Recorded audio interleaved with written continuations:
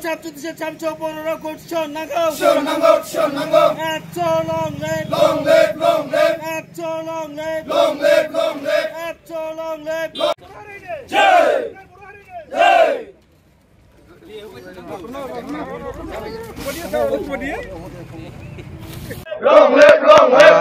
नंगौ गुवाहाटी हाइकर्टनि बानजायनायाव आसाम नाङैनो बोसोरफ्रोमबो आसाम जुडिशियल सार्भिसनि ग्रेड 3 नि जि एग्जाम बेयो बोसोरफ्रोमबो जायो आरो बेवहाय जोङो नुदों जे आसाम जुडिशियल सार्भिसनि जि मोनसे एग्जाम बेयो जोंहा मोनथाम बाहागोआव जायो प्रिलिम मेइन आरो भाइभा बे मोनथाम माबायाव बाहागोआव राननानै एग्जामखौ खुङो गुवाहाटी हाइकर्टआ दा बेवहाय जोङो नुदों प्रिलिमाव जोंहा 100 मार्कनि जायो आरो बे 100 मार्कआव जोङो नायदों माने 90 मार्कआ माने अपसनेल जायो बाकी माने 10 मार्कआ प्रिलिम्सआवबो 10 मार्कआ माने बेयो लैंग्वेज प्रोफिशिएंसीआव माने बेयो एसामिस लैंग्वेजआव बेयो जायो आरो आसामिस रावाव जिहेतु आसामिसआ आसामनि माने सरकारि राव आरो बेखायनो बेयाव बिथांमोना 10 मार्कखौ आसामिस रावजों लायो बिनि उनाव जोङो नुदों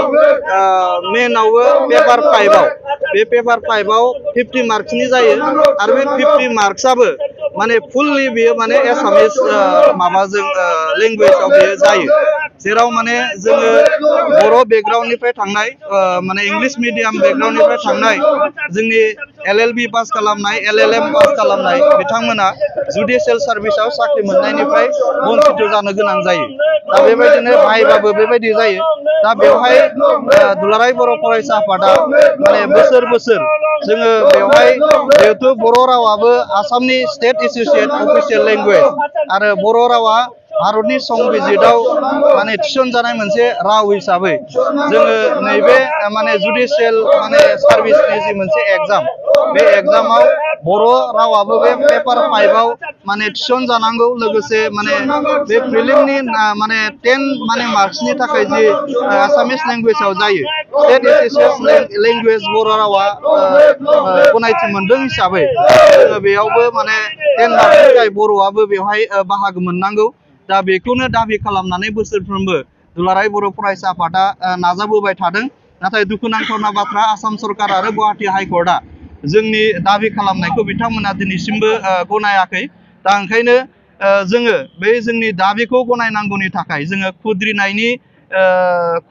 खुद्रि सारनानै जोङो दिनै 2025 इं मायथाइनि बा देग्लायनि माने जुडिशियल सार्भिस ग्रेड 3 नि जि माने एग्जाम जागोन बे एग्जामनि जि माने 2 जुलाइ एडभार्टाइजमेन्टखौ जोङो सावनाय बे हाबाफारिखौ मिरु एबसुआ बिथोन हरनाय लेखा तामुलपुर जिल्ला एबसुआबो जोङो जिल्लानिनो लांगोनायाव बे मथंगा सकआव जोङो सावनो थाखाय जोङो माने जोङो तामुलपुर जिल्ला दुलाराय बर' फरायसा आफादनिफ्राय जोङो साफ्रोमबो गोख्रों दैदेनगिरि जोङो एबसुआ जोङो दिनै आसाम सरकार आरो गुवाहाटी हाइकर्टखौ जोङो खावलायगोन जे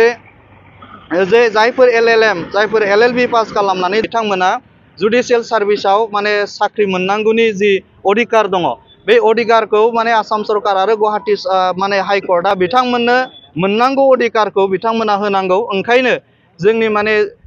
आसाम जुडिशियल सार्भिसआव माने जि माने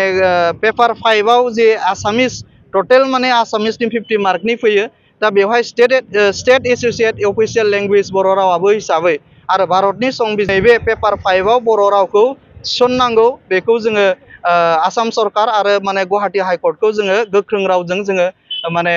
खावलायदों आरो बेयाव जुदि जोंनि खावलायनायखौ बिथांमोना जुदि गनायाब्ला जोङो उननि समाव गोख्रोंनिफ्राय गोख्रोंसिन जोङो हाबाफारि लानानै नैबे जोंनि बर' रावखौबो आसाम जुडिशियल सार्भिस ग्रेड 3 आरो जिकुनु